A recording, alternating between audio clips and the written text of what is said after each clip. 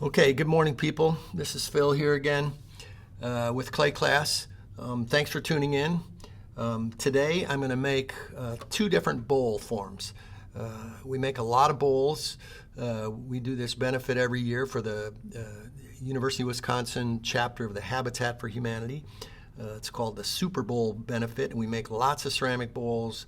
People come to the event, they get soup and bread and coffee and whatever, and hear live entertainment, and they get to go home with a handmade ceramic bowl. So we make lots of bowls for that. So these are two of the styles of bowls I make for the Habitat Super Bowl. The first is your basic soup bowl with a nice curve. So I'm doing a little coning, pushing the clay down. This is maybe, about a pound of clay, maybe a little more. This is going to be a nice sized bowl. Most bowls you want them to fill at least 2 ladles. This is going to be maybe a 3 ladle bowl. And I'm not working on a bat. I like my students to learn how to take their pots off the wheel without bats. I taught in a classroom with 150 kids a day. There are not enough bats in the world to handle that. So I'm going to drill down in. I got my peace sign, riding the horse there.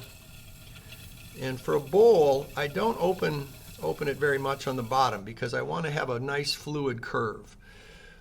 So if I have a flat bottom on a bowl, then I end up with a corner, and that corner is a spot where you can't get that last bit of soup or ice cream out of there.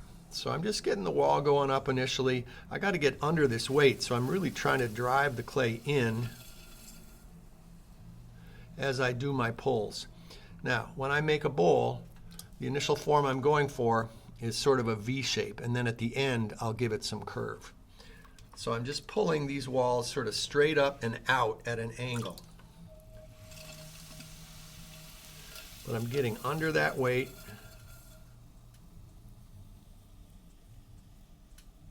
Notice when I pull, I stop before I get to the lip. I like a thick lip on a bowl, and that thick lip is going to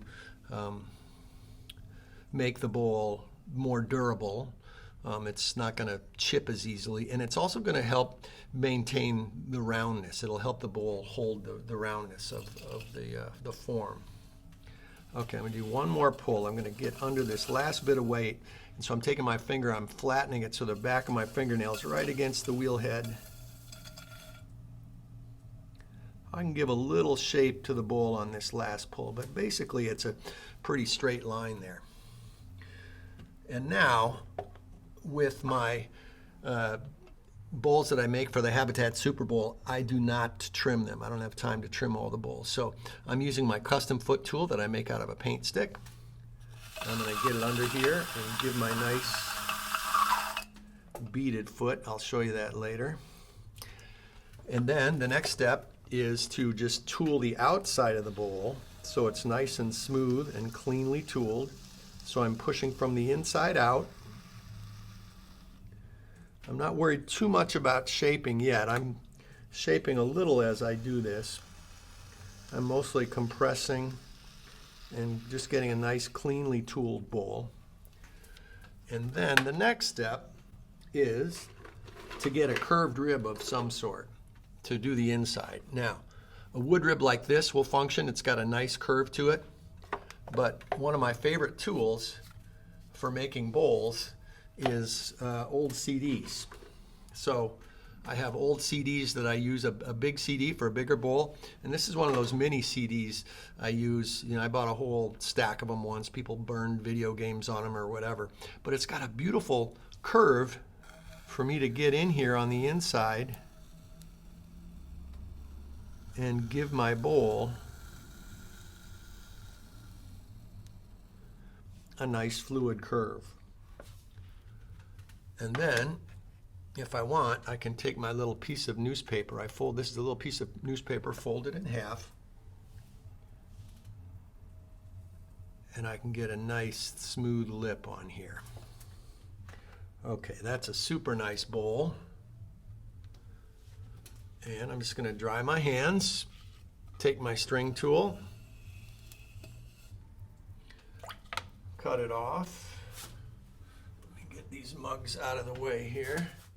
And then taking this off with my hands dry, I can just, give this a little twist and lift. Sometimes I do backhand, so my left hand goes backhand.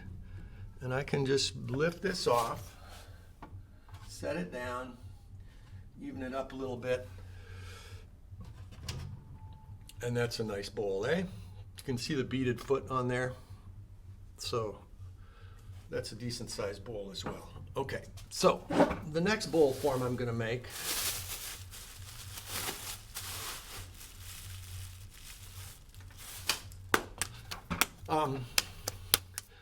has a flared lip. And my high school ceramics teacher, Don Hunt, used to make these bowls all the time. And it's a little lower, flatter form, but it's a lovely bowl. And it has a flared lip, which gives you an opportunity to do some decorative work. So, again, I'm just opening this a little ways.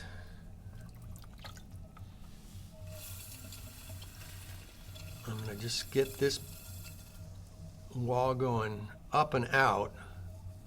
I'm going to go for a slightly thinner lip on this bowl than the last one because it doesn't need that thick lip to hold its form. Because of the flared lip, it has a plane change, which kind of helps it hold its form. So I'm really driving, again, getting under this clay so I can have a narrow base. And here I'm not really pinching much, I'm just shaping the bowl. Most of the pressure in the pull happens in that bottom inch, just to get the weight out of the base. Okay, so here's my wall's relatively consistent in terms of thickness. It's about 1/4 inch the whole way down. I'm going to, again, take my beaded foot tool. I'm going to stick it in here to create a nice beaded foot because I don't want to have to trim this. I'm going to take my metal rib and just tool the outside so it's nice and smooth. No slurry on there. That's one of the things that will help me avoid fingerprints when I take it off the wheel, is if I remove the slurry on the wheel, on the outside of the pot. Anyway, I just cleaned the outside. Now I'm going to take my little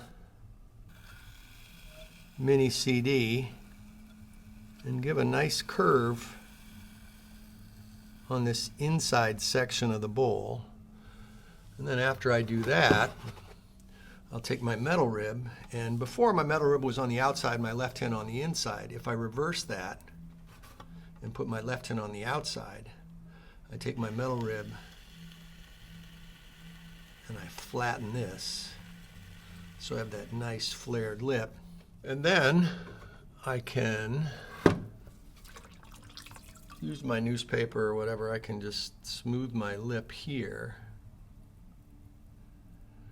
And then this surface here allows me a wonderful opportunity to do something decorative. And so I'll often take a serrated rib and set my wheel at a nice slow speed.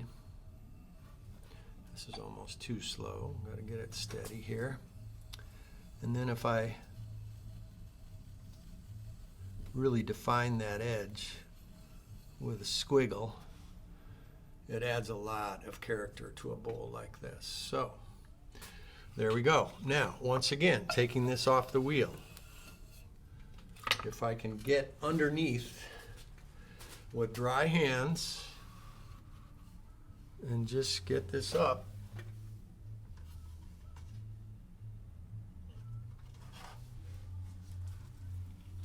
You can see the nice beaded foot on there as well. So you can see a nice little air bubble too. I got to do a better job of kneading my clay. Okay, a couple of bowl forms for you. Thanks for tuning in. Make sure you subscribe below. Phil checking out.